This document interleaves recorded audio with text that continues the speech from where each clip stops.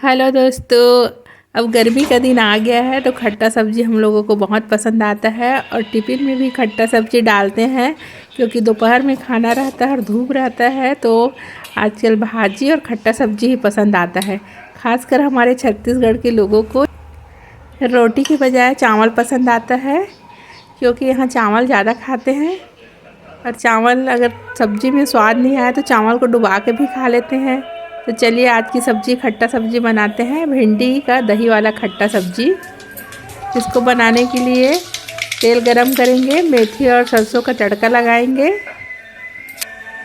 और मीठी पत्ती कड़ी पत्ती का मिर्च डाल देंगे, प्याज डाल देंगे, लंबाई में कटा हुआ प्याज डाल के थोड़ी देर ही भुनना है। फिर भिंडी को डाल देंगे।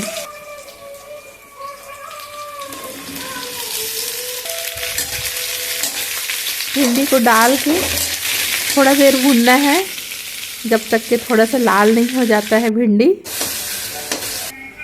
इधर एक कढ़ाई में फिर टमाटर डाल के भूनेंगे और उसमें थोड़ा सा हल्दी नमक मिर्च डाल देंगे।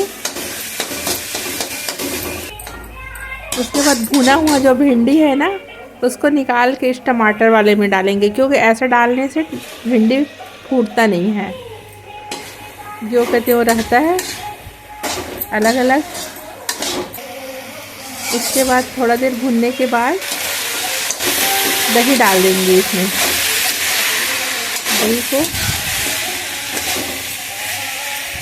दही को अच्छे से मथ लेंगे, उसके बाद डालेंगे।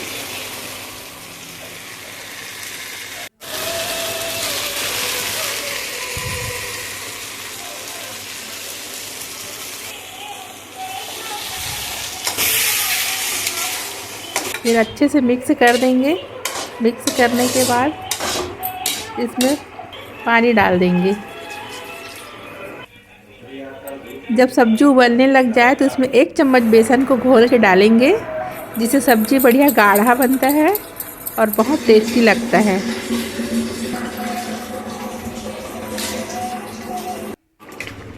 ये देखो हमारा सब्जी बन के तैयार हो गया है। थोड़ा सा बस गाढ़ा करना है इसको।